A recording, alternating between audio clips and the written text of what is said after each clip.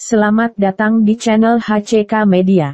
Baik sahabat HCK Media, sebelum kita lanjut ke tips berikut ini, jangan lupa klik tombol like, subscribe, dan loncengnya, agar sahabat terus mendapatkan tips-tips bermanfaat dari HCK Media. Obat dan penanganan luka bakar ditinjau oleh Dr. Andreas Wilson Setiawan, ditulis oleh Novita Joseph. Luka bakar dapat dialami siapa saja dan kapan saja, terutama bagi Anda yang sering beraktivitas dengan api atau sumber panas lainnya, seperti koki, tukang las, dan pekerja pabrik. Banyak juga kasus luka bakar yang terjadi akibat ketidaksengajaan, seperti terciprat air panas atau minyak panas saat memasak, hingga akibat kebakaran karena korslet listrik atau tabung gas meledak. Lantas seperti apa penanganan dan obat yang tepat untuk luka bakar? Cari tahu dulu derajat luka bakarnya sebelum mulai menangani dan memberi obat untuk luka bakar. Hal yang harus diketahui terlebih dahulu adalah seberapa parah luka bakar yang dihasilkan. Sebab, luka bakar sendiri memiliki derajat yang berbeda berdasarkan dengan tingkat keparahannya, yang mana masing-masing derajat membutuhkan cara penanganan yang berbeda pula. Derajat luka bakar ditentukan oleh seberapa dalam lapisan kulit yang terdampak, luas permukaan tubuh yang mengalami luka bakar, dan lokasinya. Pertimbangan derajat nantinya dapat membantu dokter menentukan seperti apa penanganan serta perawatan luka bakar yang tepat.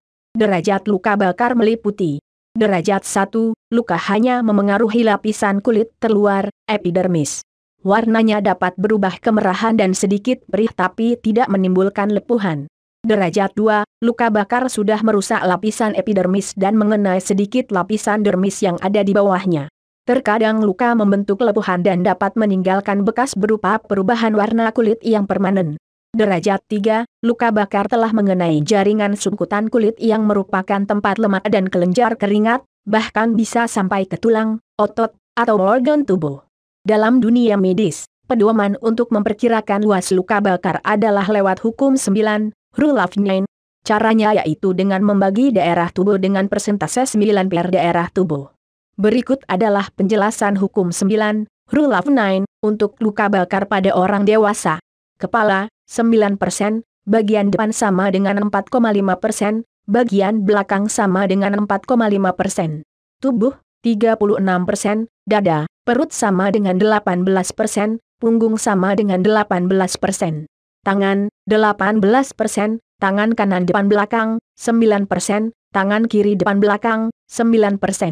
Kaki, 36%, kaki kanan depan belakang, 18%, kaki kiri depan belakang, 18%. Alat kelamin, 1%. Sedangkan, pembagiannya untuk luka bakar pada anak adalah: kepala, 18%, bagian depan sama dengan 9%, bagian belakang sama dengan 9%. Tubuh, 31%, dada, perut sama dengan 18%, punggung sama dengan 13%. Tangan, 18%, tangan kanan depan belakang, 9%, tangan kiri depan belakang, 9%. Kaki, 28%, kaki kanan depan belakang, 14%, kaki kiri depan belakang, 14%. Pantat, 5%, pantat kanan, 2,5%, pantat kiri, 2,5%. Pertolongan pertama untuk luka bakar di setiap derajat. Penanganan pertama yang dilakukan harus disesuaikan dengan derajat luka bakar pada kulit. Berikut adalah masing-masing cara yang bisa dilakukan. 1. Luka derajat 1. Untuk luka bakar derajat 1, baik pertolongan pertama maupun perawatannya bisa dilakukan sendiri. Langkah-langkahnya meliputi: pegang daerah tubuh yang kulitnya terbakar, berikan aliran air yang sejuk atau rendam dalam air yang sejuk sampai rasa sakit luka mereda. Jangan menggunakan es batu. Gunakan kompres jika air mengalir tidak tersedia. Tutup luka bakar dengan perban steril atau kain bersih. Oles luka dengan petroleum jelly atau gelidah buaya untuk memberi efek menyejukkan. Jangan oleskan minyak, lotion, atau krim, terutama jika mengandung aroma, pada daerah luka bakar. Hubungi dokter jika sudah melakukan pertolongan pertama namun luka bakar tidak membaik. 2. Luka derajat 2. Sama seperti luka bakar derajat 1, luka derajat 2 masih bisa ditangani di rumah. Berikut pertolongan pertama yang harus Anda lakukan. Rendam dalam air yang sejuk selama 10 atau 15 menit. Anda bisa gunakan kompres jika air mengalir tidak tersedia. Jangan gunakan es karena akan menurunkan suhu tubuh dan menyebabkan rasa sakit serta kerusakan kulit lebih lanjut.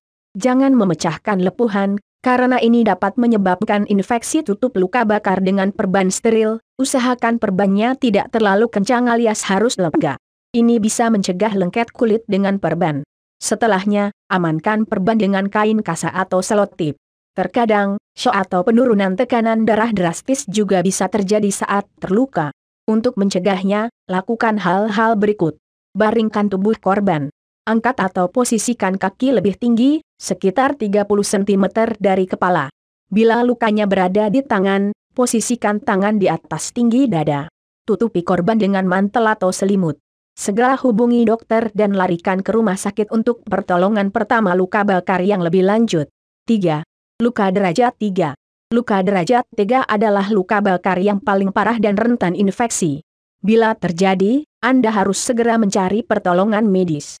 Meski demikian, ada beberapa langkah yang dapat dilakukan untuk menolong korban. Perban longgar daerah yang terbakar, jangan rendam luka bakar dalam air dan jangan oleskan salep atau cairan lain yang dapat menyebabkan infeksi. Pisahkan jari kaki atau tangan yang terbakar dan menempel dengan perban atau kain bersih dan kering. Jangan rendam luka bakar dalam air, jangan oleskan salep atau cairan lain yang dapat menyebabkan infeksi. Baringkan korban luka bakar.